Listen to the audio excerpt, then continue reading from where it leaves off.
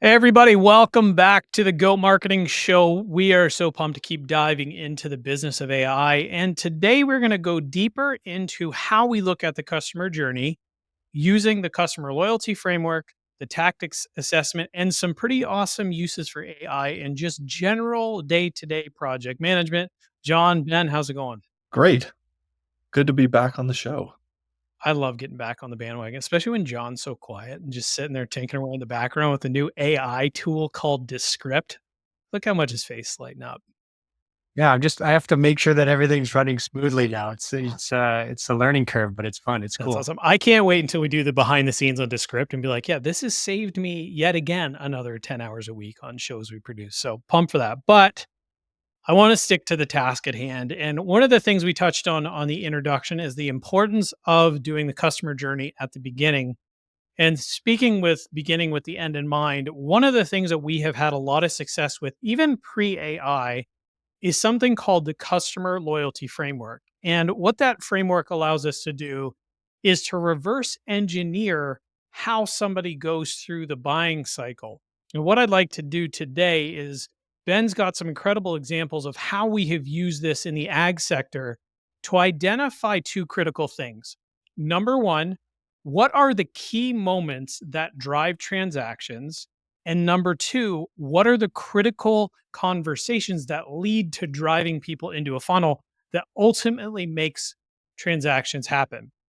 And the one big caveat I want to give, when you think transactions, there's two transactions that happen in B2B.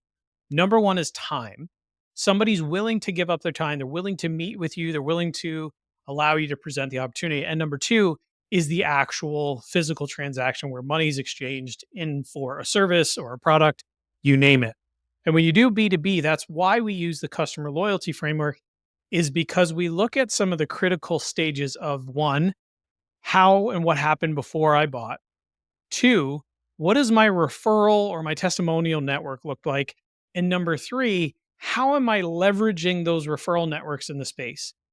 If I have not mastered those three critical errors, then anything I do in campaigns is just wasted money. And there's an old adage by David Ogilvy. He's like, listen, I know 50% of my marketing works. The problem is I don't know what 50%. The reason we reverse engineer success is so we have a better indication to know, hey, if I start driving cold traffic, I'm driving it to something I know that works. So if you have a funnel and you know the bottom of the funnel works, and this is why I say to most founders, go out there, do the hard work in the sales, have the meaningful conversations. When you know that works, then go scale with ads. Far too many people adopt campaign thinking, oh, if I run this cool campaign, I can get this result without truly knowing that the bottom of the funnel works. So, Ben, I want to hand it over to you so we can walk through some of the case studies and examples where we have done this work using this and our tactics assessment. Maybe walk them through how that framework works to identify some of these in agriculture. Yeah, and I don't think you could have teed that up any better. The customer loyalty framework and the tactics assessment were, when I first started here, the things that made me buy into this anti-agency approach and kind of made me realize that maybe we aren't exactly a marketing agency and we're more of a sales enablement agency because we start at the bottom of the funnel instead of just selling campaigns. It's the anti-campaign methodology. And the first client that I got to be a part of, like major client that I got to be a part of with Giant Goat, was a seed company. And we started with the tactics assessment. And instead of, you might run an in-crop campaign during in-crop season to let your people know that plots are in the ground. But what we found in doing the assessment with them and actually interviewing the client was that the number one reason why they're able to close sales is when they can get someone to a plot tour. They were telling us that they had almost a 100% success rate when someone is at the plot tour. And so that was our light bulb eureka moment where we're like, okay, that's our call to action. That's like what the actual action we want people to take is to get to the plot tours. So now we know that all of our marketing efforts can drive to getting people to the plot tours instead of just top of funnel awareness where we get people into a funnel and no one ever follows up with them or doesn't have a conversation. We're actually getting people where they can have a face-to-face conversation and a higher chance of, actually converting. Yeah, that was probably one of the biggest revelations I saw is when we talked to the salespeople and realized when they said, yeah, 50 to 60% of my sales comes from this one thing, but yet we're still going to go run campaigns that have nothing to do with it. And that's Yeah. where this slow down to speed up, I think, is really helpful to figure out what are the most critical points on a customer timeline. And then what do I need to do to lead up to that? And a big part of our tactics assessment is designed to allow us to figure out what are the leading indicators. So the activities, the behaviors, like what people are doing in market that drive the lagging, the numbers, the sales. And by helping figure out, hey, if we just reposition one of the lagging metrics to be, hey, attendance, this main critical event, and stop looking at just the actual transaction value. Again, remember we said B2B is time and Mhm. the transaction. Those two things are the preliminary transactions. When we did that, what was it was growth? 40%? Yeah, 40% in one of their product See, segments. 40% just by doing something simple. Now, what that allows us to do is to figure out, okay, now how can we focus on re-engagement campaigns? How can I start to sell secondary products to these people, build more referrals, help grow a bigger event next year and the market throughout the year? And I'd be willing to bet very few people watching this have gone to the depth and figured out, and even talk to their team, say, hey, tell me about the conversation before you closed. What Mhm. were some of the things that worked? And, to your earlier point, when you said more sales enablement than just marketing, especially when it's B2B, I think that's a critical thing for people to understand.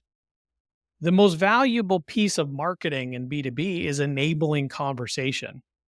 But unless you understand what that conversation or how that conversation's a bridge to a closing event or a closing tactic, it's really hard to find the alignment and context. And the reason that we go through this process and it's so specific is context is everything when it comes to working with AI. That enables us to then build out the AI platform so it understands what are the key components, the key drivers, what are the real problems that people care about, the things that they don't talk about. It's funny. I always hated it when you go to sales training and they tell you to ask the questions like, what keeps you up at night? I said, well, I have Yeah, a 4 and a 5-year-old. They come in because they wet the bed. That's what keeps me up at night. Like work does not keep me up at night. So I hate the question. But I think the exercise of critical conversations, like those real talking points, is something that's missed all the time. absolutely. I think that's true for any industry where you have a sales rep, like not even a client that we've dealt with. I had a friend who washes windows. That's his business. And we were just chatting about it. And he was like, what I have to do is go door to door and canvas neighborhoods. And he's like, it's exhausting. And I was like, so what is the key thing that drives your business? And he's like, pretty much anytime I can have an actual like conversation with someone. And I was like, great. You can do that over the phone or on a video call and you can put out your geo targeted ads and just drive everyone to make a call. And you can triple, double, quadruple the amount of people that you can cover in a day. And you can still do your canvassing on the side, but then you just have this extra like pool of people to choose from getting the same thing. But it's because you know what your conversion point is. See, that's a great play. If you looked at a customer journey, where we sell like the adjacent, like instead of doing canvassing, they could do bracketing. Like, hey, I'm going to be in this neighborhood. So actually, instead of like cold canvassing, going be like, hey, next week I'm going to be doing John and Ben's house. Like, you guys are two between them. I'd like to offer you a discount since my team's going to be here and I can save some money. And I'd like to fill them up for the full day. So go to that target area where you just close somebody through a Ama- video call and go close 3 extra neighbors just by bracketing. Like this simple thing of just thinking through strategically, like where can I find efficiency? And then layer in AI. How can AI help with setting up calls or automating frequently asked questions or helping with a campaign? Like there's going to be no shortage of using AI, but I think the whole reason I wanted to do these sessions on the business of AI is I think the foundational work that exists in marketing and sales must be done in order to get the most out of AI. And that often is the piece that a lot of people are skipping, or at least don't put the amount of effort in to doing it. With that being said, I think once you have the idea, it's really cool to put AI as like, hey, here's what I think my customer journey looks like. What am I missing? How else can people use AI when it comes to journey mapping or even doing the tactic assessment? What are some of the things you guys have used it for to pull out deeper insights? I mean, right off the bat, as a project manager, taking notes is a really important part of my job. And admittedly, I have boy brain, which means that it's hard for me to take notes while also being involved in conversations. So that was something I struggled with for a long time, was being able to, you know, multitask like that. And now what I can do is I can transcribe a meeting, and have AI process the notes, to give us a meeting summary with the key things that we have to do post meeting, and then I can also be present, in the call, which is really great for me. And since I've been using it, actually the other day I sent notes post call to our internal team, and the notes were so good that they just got a reputation. Word traveled at how stellar the notes were, and I had people reaching out to me asking how I did it, and I had to admit that I didn't do it. It was a robot that did it. Um, but that's just a point being right there that it's very good at doing it, and it helps everyone involved. Even if you are taking your own notes because you don't trust it, having the backup of that it's a no-brainer. It's a one-step process to have perfect meeting notes every single time. I will tell you. And when we do that, yeah. Yeah. I know there's the caveats of some clients may not want you listening, but if you are not using some type of note taking tool, I use Otter AI all the time. If you are not, it allows you, as you said, just to be so hyper focused on what the person's saying and just lean in and listen to the conversation. It's actually added so much more value. So I'm not trying to figure, oh yeah, what did they say at the end of that sentence? It's literally I can just focus on what's there. And then the notes are so good after. Being present, I think when you talk about it, it's not just the efficiency of the notes, but it's the outcome that you get from being in the conversation so much more. That's huge. Yeah, I can maintain eye contact instead of looking like I'm typing or on my phone, and then a lot of our job is maintaining relationships for a long period of time, and if you can stay engaged in a conversation, it helps so much. 100%. John, any unique uses in the tax assessment? I know SEO, even just landing page reviews, social, how have you used it?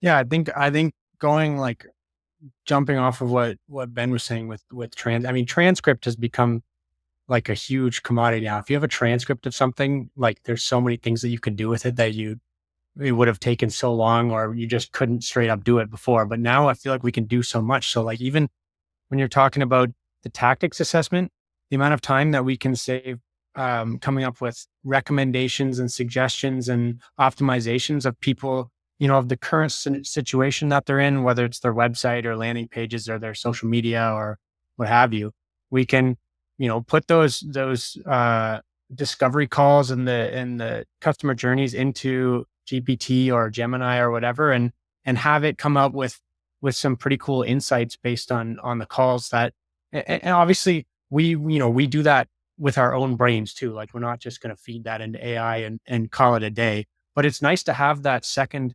It's kind of like having another employee doing the tactics aside, like doing the audit with you. And then, if you've missed anything or if they've caught something that, oh, maybe that's interesting, or I could expand on that, or just correcting your own work. Like it just makes that process not only more efficient and fast, but also just way more thorough.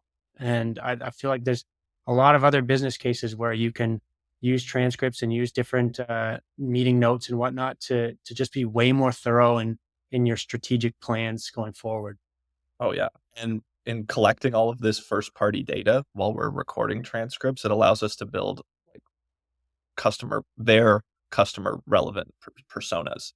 So we use our persona tool that we built within GPT, and we can input all of this data that we have from our interviews with salespeople and actually start to build the persona that we can use for our campaigns later on. And it's not just transcripts, it's also sales data that it can synthesize, and everything that we collect throughout the whole process. Yeah, it's funny you mentioned it because that is the next episode of this segment. We're going to dive deep and actually do a little bit more behind the scenes and show you how we take in this data, how we process a transcript to build personas tone docs, and ultimately custom GPTs that are brand specific. And it's almost like having either a marketing intern or data analyst for your teams. Guys, any final thoughts before we sign off? I mean, I just want to get into the next episode, so I'll save my thoughts for then because that's the I mean, this was really fun. That's the bread and butter right there. Beauty. This was like the amuse bouche to the appetizer, if you will. Yeah. Awesome. Wow. Yeah. Was that your word of the No, day? I'm just Did really you kill hungry, and an my episode daughter with was that? watching some like show on it, and then the chef came out. I was like, now not only am I hungry, but I'm going to use a fancy word in the episode. That was it. Amazing. Yeah. Awesome, guys. This was fun for all of you watching. Please leave your comments, questions below. This helps us formulate the episodes so we get you the value you're looking for and help answer your questions. The next one, we are diving deep into how to build out a persona using AI, how to develop your tone to ultimately lead to creating your own custom GPTs. And then that's going to be the cornerstone for automating so much of your life and saving hours and hours per week. But until then, please comment, share, like. We are here to help you figure out and get your digital shit together. See you, everybody.